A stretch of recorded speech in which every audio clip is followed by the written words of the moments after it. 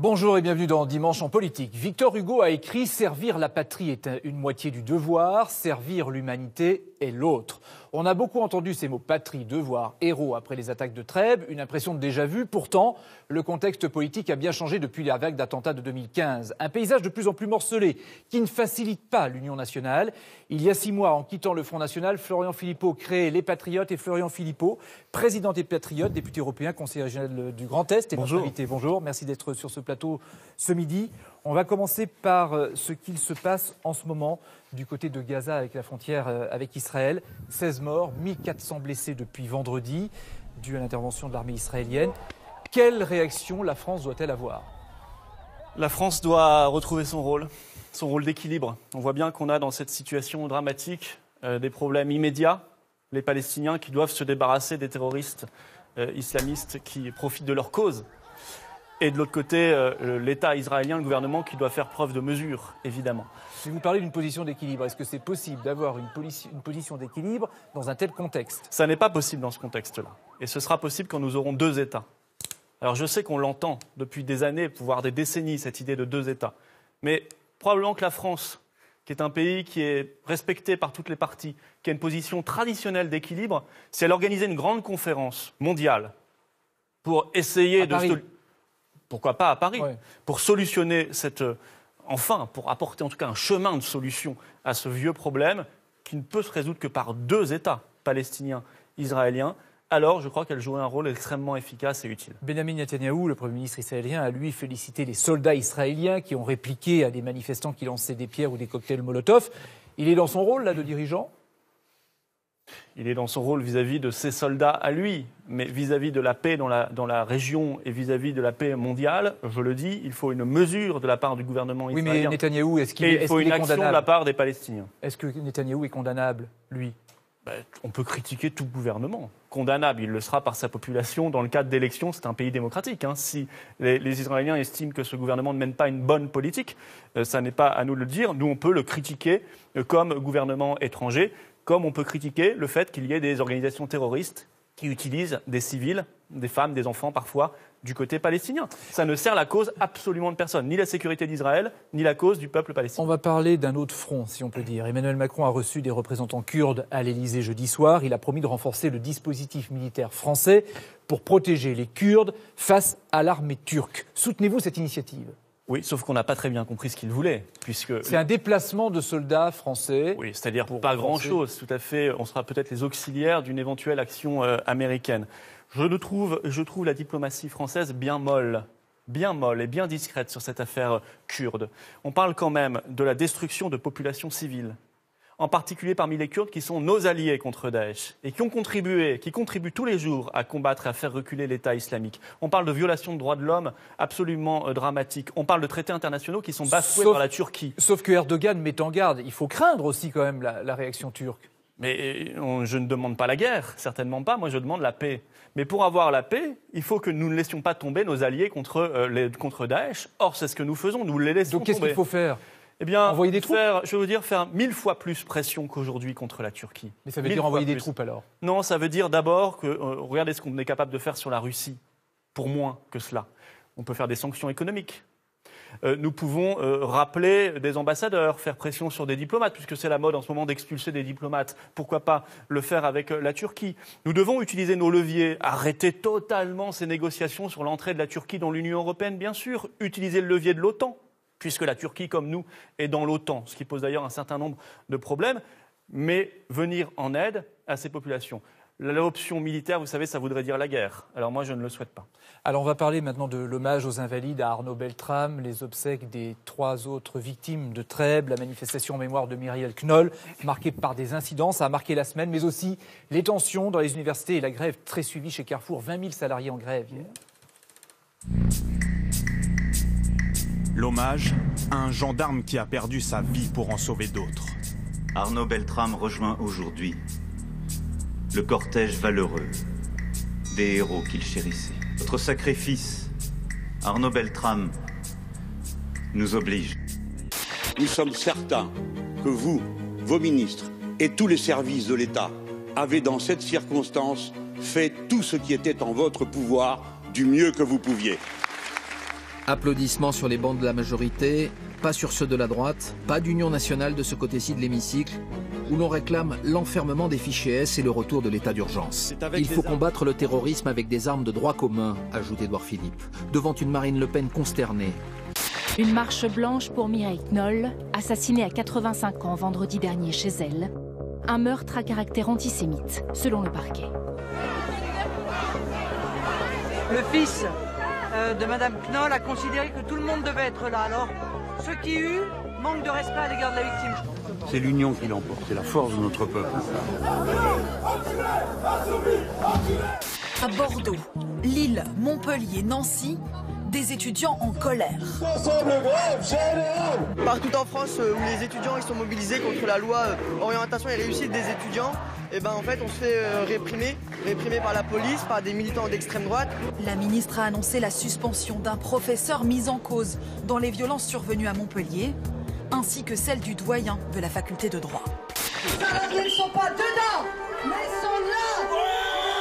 Une mobilisation qui fait suite à l'annonce d'une prime d'intéressement divisée par 10.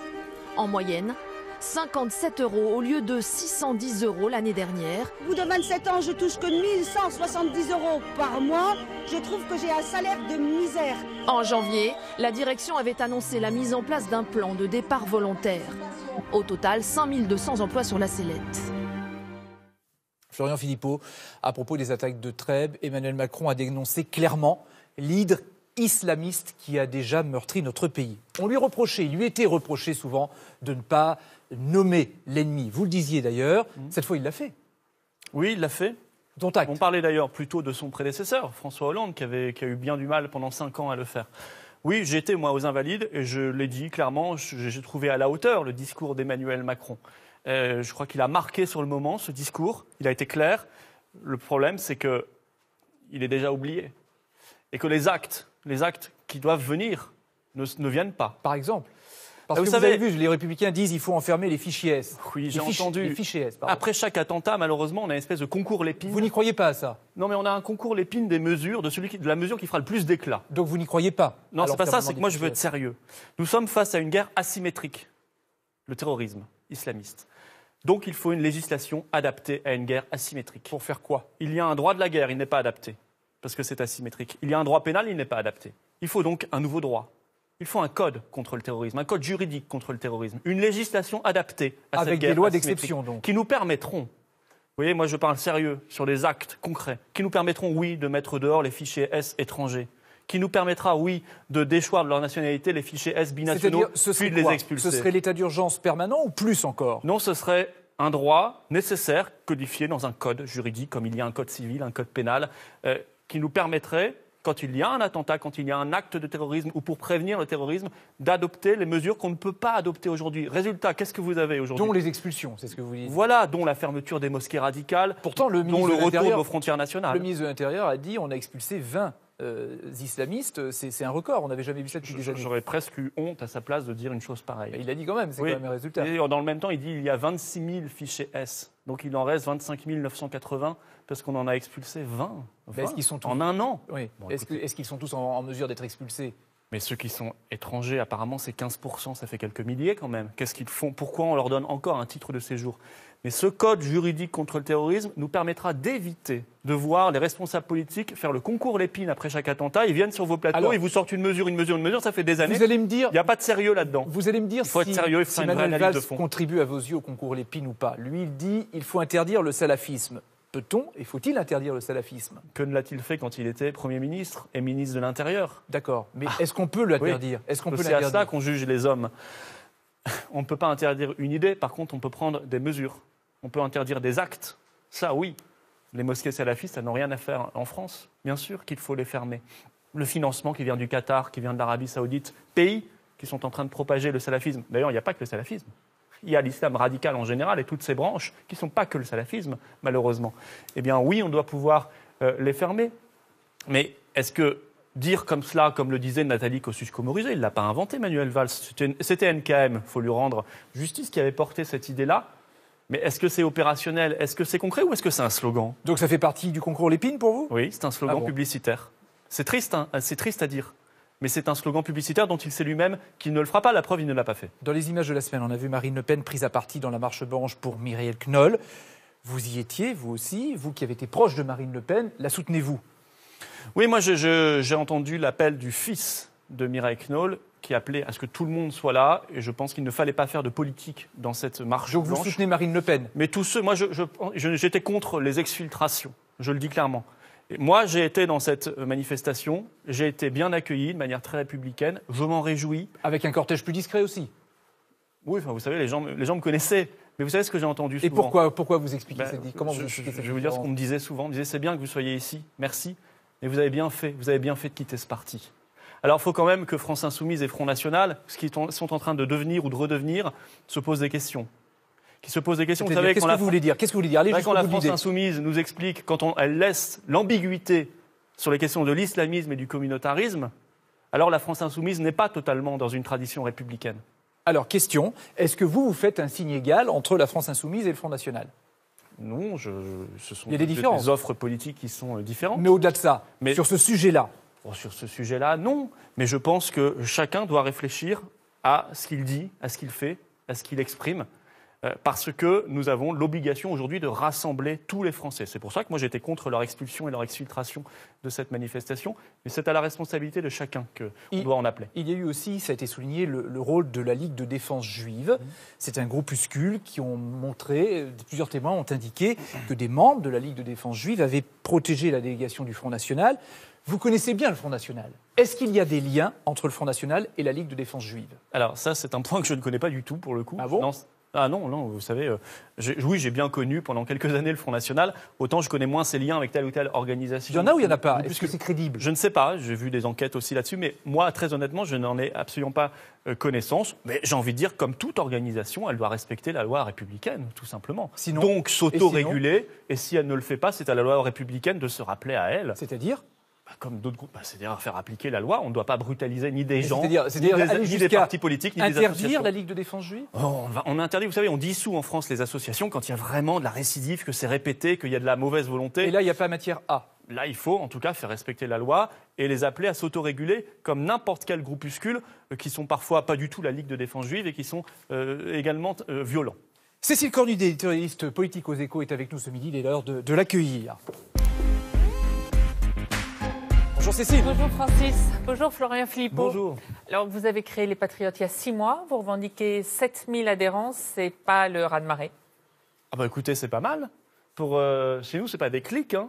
On n'est pas chez M. Macron, c'est des gens, puisque adhérer, j'appelle d'ailleurs chacun à adhérer, c'est aussi un geste bienfaiteur, puisque nous avons 0 centime de subvention publique, donc adhérer et donner, c'est la seule possibilité. C'est combien d'ailleurs l'adhésion? C'est 20 € par an, vous voyez, et 10 € pour les moins de 30 ans. J'invite chacun à le faire, parce que c'est aussi un moyen de nous soutenir dans notre activité. Dans le Grand Est. Mais ça démarre bien. Dans le Grand Est, c'est votre région. Il y a des élus FN qui continuent à quitter le parti de Marine Le Pen, mais c'est plus chez vous qui viennent, c'est au Centre national des indépendants. Pourquoi?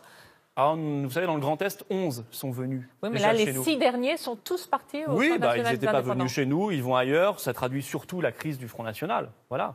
Et nous avons des contacts avec d'autres élus dans d'autres régions.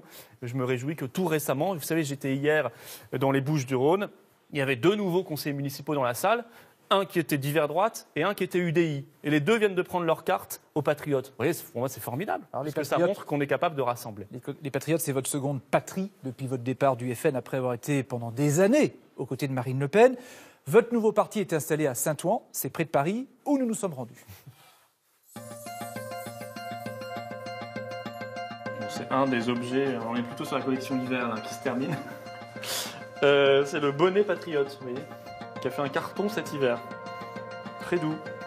C'est la semeuse, Marianne, oui, tout à fait. Beau symbole, et puis vous voyez, elle sème. Nous semons.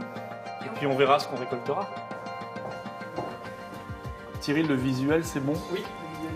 C'est pas du tout un parti à l'ancienne, c'est un mouvement moderne qui autorise la double, la triple appartenance. Vous voyez, on n'est pas là pour régimenter la vie des gens. National et Patriote, c'est possible.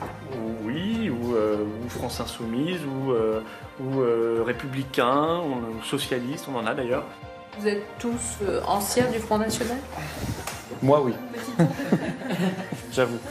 On était venus à cause de Florian et donc on est resté grâce à Florian. Pourquoi ? La souveraineté nationale, la monnaie nationale et la politique sociale qui ne semble plus intéresser grand monde au Front National. Il y a eu un jour J. Je ne pense pas qu'il y ait eu de jour J. La facilité, ça serait de vous dire c'est le 3 mai, le soir du débat. Bien sûr que je me suis pris un coup sur la tête comme je pense beaucoup le soir du débat. J'aurais pu rester, m'accommoder, baisser la tête, vous voyez, mettre le général un peu de côté parce que ça m'était de plus en plus reproché, ne pas trop m'impliquer dans le mouvement social, voilà, et puis faire de la politique alimentaire, espérer la prochaine investiture, le prochain mandat. Je sais que j'ai pris un risque, je suis tout à fait lucide. Fonder un mouvement politique en France, ça n'est pas facile. Ce qu'il y a de plus précieux, c'est que je peux me regarder dans une glace. Voilà. Donc on est à Saint-Ouen, c'est l'endroit que vous avez choisi pour votre QG, une patriote ? Oui, on y est très bien. On l'a choisi pour des raisons très pragmatiques. On est à quelques centaines de mètres de 2 lignes de métro. Puis c'est moins cher. Mais dès que nous aurons la possibilité, nous prendrons un siège parisien, bien sûr, un QG parisien, parce que nous sommes un mouvement national. Cécile. On vient de voir vos locaux chez Marcel Campion. C'est encore un peu la bohème. Est-ce que vous avez vraiment les moyens de créer un vrai parti politique ? Écoutez, regardez tout ce qu'on a fait en 6 mois. Congrès, on a vu quelques images. Congrès de lancement à Arras, c'était archi plein. Beau succès, belle ambiance. Nous avons un QG, ce qui n'est pas le cas de tout le monde. Nous avons une charte, nous avons des référents dans les départements, des équipes locales pour nous implanter. Nous avons des dizaines d'élus régionaux, départementaux, municipaux, des parlementaires, y compris un député national qui nous a rejoints, José Évrard. Franchement, que demander et que demande le peuple. Vous dites que nous sommes, je crois, nous suscitons un intérêt pour un patriotisme. Vous dites qu'on peut avoir une double ou une triple appartenance. On peut être FN et aux Patriotes, les Républicains, la France Insoumise. C'est quoi, une stratégie attrape-tout, d'aspirateur ? Non, je crois que c'est l'idée qu'on est en 2018, qu'on n'est pas là pour régimenter, comme je le disais, la vie des gens. Voilà, ils sont grands, ils font ce qu'ils veulent prendre une carte chez nous, s'engager. S'ils estiment que c'est leur engagement principal, ils seront que chez nous. Mais moi, j'ai pas envie de savoir, à la limite, ce qu'ils font à côté. C'est leur liberté. Sauf que tout à l'heure, vous disiez que la France Insoumise devait se clarifier sur certains sujets, donc, mais même, c'est pas grave, ils peuvent venir quand même chez vous. J'ai aussi des désaccords avec les Républicains, avec le Parti Socialiste. Donc, c'est pas un souci. Avec le Front National. Donc, vous dites que vous voulez être moderne. Et d'ailleurs, comme En Marche, le 7 avril, la semaine prochaine, vous créez une marche pour la France. Vous allez aller voir les Français, faire du porte-à-porte pour préparer les prochaines élections européennes. Mais c'est pas très original, du coup, si c'est. Non, mais on assume totalement, on l'a fait parce qu'En Marche, en face, fait la marche pour l'Union européenne. Donc nous faisons la marche pour la France. Notre drapeau, ce n'est pas le drapeau bleu étoilé, c'est le drapeau français bleu, blanc, rouge. Et nous allons, avec un questionnaire, faire du porte-à-porte. Il y aura des marches dans des dizaines de départements. Mais c'est ouvert pas simplement qu'aux sympathisants patriotes, c'est ouvert à tous ceux qui se reconnaissent dans le combat pour l'indépendance nationale. Donc ça veut dire que vous ferez une liste aux européennes, vous les patriotes, oui, que vous mènerez. Oui, nous serons présents, bien sûr, aux élections européennes. Avec une liste indépendante. Eh bien, je veux dire, votre liste à vous. Ah oui, la liste patriote pour le Frexit. On est clair. Et c'est vous qui l'amènerez ? Si nos instances me font confiance, oui, ce sera moi qui l'amènerai, bien sûr. Et moi, je serai clair, je serai pour la sortie de la France de l'Union européenne. Oui, parce que Marine Le Pen, elle, finalement, a plus ou moins caché maintenant dans son programme la sortie de l'euro. Du coup, vous le reprenez dans votre programme. Mais moi, je suis en désaccord fondamental, si vous voulez, avec une stratégie que je vois se dessiner. Marine Le Pen, Nicolas Dupont-Aignan, Laurent Wauquiez, qui sont en train de diluer le souverainisme dans l'union des droites. La supposée union des droites, qui d'ailleurs ne peut pas se faire, parce que ça n'a pas de sens, ils sont trop différents. Et en réalité, moi, mon patriotisme, il est beaucoup plus rassembleur. Moi, je ne veux pas qu'il soit enfermé dans les mornes frontières de l'union des droites. Le Brexit, c'est un exemple pour vous. Vous parlez toujours de Brexit, c'est un exemple réussi. Un exemple d'indépendance, de liberté. Les Anglais n'ont pas l'air tout à fait... Écoutez, dans les sondages, ils revoteraient même plus pour le Brexit qu'en juin dernier. Ça dépend des sondages. Et il se trouve que eux, demain... s'ils veulent retrouver des frontières, s'ils veulent interdire le glyphosate, s'ils veulent interdire le travail détaché, s'ils veulent autoriser le patriotisme économique, ils ont le droit. Vous avez dit on n'a pas le droit de le faire. Pour les alliances, parce que vous avez dit pas avec les Républicains, pas l'union des droites. Vous dites pas l'union des droites, Marine Le Pen et Dupont-Aignan, c'est l'union des droites. En revanche, vous parlez avec des gens de la droite, oui, des Henri Guénaud. Mais avec tout le monde, moi je le veux beaucoup plus. Avec Henri Guénaud ? Attendez, je vais vous le dire. Moi je le veux beaucoup plus sincère, rassembleur, je l'ai dit, beaucoup plus sincère le patriotisme. Je veux dire les choses telles qu'elles sont. Et d'assumer s'il y a des mesures qui ne sont pas encore majoritaires dans les sondages. Je le dis. Oui, je suis pour le Frexit parce qu'il n'y a pas d'autre solution. Alors, avec qui parlez-vous pour faire votre liste ? Alors, je tends fraternellement la main D'abord à tous les électeurs. Vous savez, il y a des insoumis, patriotes sincères, patriotes sociaux, qui sont pris en otage en ce moment par les ambiguïtés. Ça, c'est votre côté chevènementiste qui remonte à la surface. Non, mais attendez, c'est mon côté patriote, qui sont pris en otage par les ambiguïtés. Et du côté de la droite. Attendez, les ambiguïtés de la France insoumise sur l'islamisme. Je tends la main fraternellement à tous les gaullistes pris en otage par cette stratégie d'union des droites qui n'a aucun sens. C'est qui ? Et qui renie tous les fondamentaux du souverainisme. Mais c'est Henri Guénaud ? Alors oui, je tends fraternellement la main. Vous savez, j'entends des gens dans la vie politique, dans le débat politique, dans le débat public, qui sont sincères, qui me semblent authentiques et sincères. C'est pas un problème. Alors je tends la main. Oui, je tends la main à Henri Guénaud. Oui, je tends la main à François Asselineau. Oui, je tends la main à Jean Lassalle. C'est pas un poisson d'avril, hein ? C'est pas un poisson d'avril du tout, parce que je ne me permettrai pas de plaisanter pour la France. Ce sont des personnalités de droite. Et je vais vous dire, je tends la main aussi, au-delà des politiques, à des intellectuels, parce que je pense que les vieilles pudeurs, ça doit cesser. Qui ? Quand vous parlez d'intellectuels. Emmanuel Todd, Michel Onfray. Moi, j'écoute leurs analyses. On ne sera pas d'accord sur tout, y compris avec les personnalités politiques que je vous ai citées. Mais il y a une urgence. Là, on rigole plus. C'est l'urgence.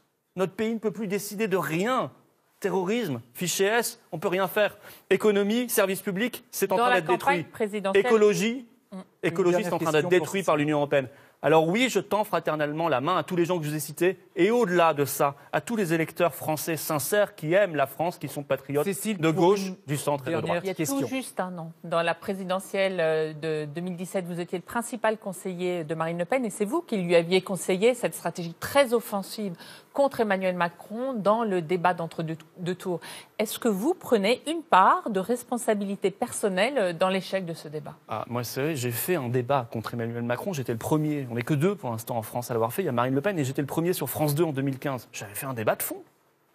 Voilà. Donc si elle l'a raté, c'est toute seule. Vous lui aviez conseillé de cibler... Elle l'a dit elle-même, elle prend ses responsabilités. Vous ne prenez pas de responsabilité là-dedans ? Mais moi, je prends une responsabilité dans tout. J'ai passé 5 ans là-bas, je prends une responsabilité. Simplement, vous savez, être offensif, oui, il faut l'être. Et l'avenir Et Macron l'était aussi. Mais être offensif, ça ne veut pas dire être amateur et brouillon. On sait que vous n'étiez pas très proche de Marion Maréchal Le Pen, mais est-ce que vous la voyez prendre un jour les rênes du Front National ? Je ne peux pas vous dire. Les questions relatives à la famille Le Pen doivent s'adresser à la famille Le Pen. Vous savez, j'y ai passé quelques années, je suis passé à autre chose. C'est ce qu'elle veut, vous pensez ? Honnêtement, je l'ai écouté, je n'ai pas de raison de penser cela, mais après tout, je n'en sais strictement rien. Merci beaucoup, Cécile, d'être venue sur le plateau de Dimanche en politique. Demain soir va commencer le mouvement de grève étalé de la SNCF à la suite de la grève et des manifestations du 22 mars. Dans les sondages, les Français sont divisés sur le mouvement, mais tiennent aussi au service public. On va les entendre. Service public à la française, est-ce que ça vaut encore aujourd'hui ? Je pense qu'il faut le défendre. Je peux le défendre parce qu'il ne faut pas penser seulement à ceux qui habitent dans les grandes villes. La France, c'est un territoire assez important qui vaut la peine d'être entretenu. Étant donné que ceux qui sont actuellement à la SNCF, ils ont leurs droits et on ne leur enlève pas. Ceux qui arrivent après, ils arrivent après. L'infirmière qui va travailler, vous croyez qu'en ce moment dans les urgences, ils ne travaillent pas et que ce n'est pas autrement pénible que ce qu'ils font là ? Quand il va y avoir la concurrence, la SNCF, elle va faire pchut. Et qui c'est qui paye ? C'est nous. Florian Philippot, soutenez-vous tout de la grève des cheminots ? Tout. Je soutiens tout, à 100%. Y compris le statut des cheminots. Ce sera pénalisant, je le sais. Y compris moi. Moi, je suis un grand consommateur de train, de tout ce que vous voulez. Oui, je soutiens tout, parce que c'est extrêmement grave et qu'évidemment, il faut se mobiliser et qu'il faut les soutenir. Y compris le statut. Oui, y compris... Il ne faut pas le changer, le statut. Il est réformé régulièrement, il faut le réformer, bien sûr. Sur quoi, par exemple, faut-il le réformer ? Mais il faut l'adapter aux nécessités du temps. Mais pourquoi vous savez, des statuts, il y en a beaucoup. Pourquoi il faudrait tout détruire ? Et qu'est-ce que ça apportera aux usagers du train que d'avoir des cheminots précarisés ? Rien, si ce n'est moins de sécurité et plus de stress. Mais ce n'est pas l'essentiel de la réforme. L'essentiel de la réforme, c'est que c'est la libéralisation voulue par l'Union européenne que Macron est en train d'appliquer, adoptée par le Parti socialiste à l'époque. C'est pour ça que voir le Parti socialiste dans ces manifestations, c'est parfois assez cocasse, quoiqu'ils y restent pas très longtemps. Ils sont généralement exfiltrés. Vous non plus, d'ailleurs. Vous avez été mal reçu l'autre jour. J'ai pas été mal reçu. Moi, nous avions des délégations. C'est un peu chauffé quand même. Il y avait Sophie Montel qui est tombée. Ah non, ça c'était... Non. Nous étions dans la manifestation, oui, c'est vrai qu'on est pour un patriotisme engagé. Là, vous faites référence à une manifestation pour le pouvoir d'achat des retraités à Strasbourg. On y était. On n'a pas du tout été mal reçus. Il y avait juste un petit groupe Mais vous n'êtes pas toujours bien reçus non plus dans ces manifestations. Non, mais c'était pas les retraités. Au contraire, ils nous ont salués. C'était les extrémistes de gauche, une dizaine, qui étaient un peu insolents. Mais ça, c'est pas grave. Pour le reste, oui, on y sera. Et on va monter partout dans les départements des comités de défense du service public. Ça veut dire que les patriotes dans les départements, ils seront là aux côtés des grévistes. Parce qu'on parle de quoi ? On parle du service public que le tout libéral est en train de dévorer. Le tout libéral est en train de dévorer l'État jusqu'à l'os. Voyez ? Alors, on vit une espèce de mai 68, mais sans rien de joyeux, qui est purement défensif. Vous y croyez, un nouveau mai 68 ? Oui, je pense que c'est en train de monter. Vous croyez ? Et vous le souhaitez même ? Est-ce que vous le souhaitez ? Moi, je souhaite que là, il y ait une convergence, oui. Bien sûr. Non, mais un mai 68, vous le souhaitez ? Ça serait un mai 2018. Parce que De Gaulle parlait de la chienlit, hein, qui vous réclamez de De Gaulle. Oui, mais là, on est sur d'autres sujets. Il n'est pas très joyeux, d'ailleurs. Parce qu'il s'agit de protéger l'école rurale qui ferme, l'hôpital public qui ferme, le commissariat, la prison, dans une situation compliquée. Le rail, on parle de quoi dans cette réforme ? On parle de la libéralisation, ça veut dire quoi ? Ça veut dire augmentation des tarifs pour les usagers. Je rappelle que quand on a libéralisé le gaz, l'électricité, les gens ont payé 70% plus cher. Alors juste, ça veut dire qu'on va fermer des lignes, on va fermer des gares dans la ruralité, dans les villes moyennes, on va arrêter d'investir dans le TGV. Toujours, justement, Elisabeth Borne, qui est ministre des Transports, estime cette grève incompréhensible. Les syndicats, dit-elle, restent dans une posture de blocage qui n'est pas justifiée. A-t-elle tort ? Le gouvernement reste dans une posture de blocage qui n'est pas justifiée. On pourrait le dire de la même manière. Les syndicats font bien leur boulot, là. Ils sont unis, hein ? Non, la base, bien sûr. Les chefs parlent pas de l'Union européenne, ce qui est incroyable, incompréhensible. Peut-être parce qu'ils veulent se recaser. Vous savez, il y a la Confédération européenne des syndicats où il y a des postes pour les anciens chefs syndicaux français. Mais il faut dire la responsabilité de nos gouvernements qui ont signé les directives européennes. Sur le sujet de la SNCF, vous soutenez les cheminots. Hier, sur Twitter, vous avez soutenu les salariés de Carrefour en grève. Est-ce que ce côté social, c'est pour faire la différence avec Marine Le Pen ? Non, ça correspond à une conviction. Oui, mais c'est aussi pour faire la différence. Ah non, je l'ai toujours exprimé.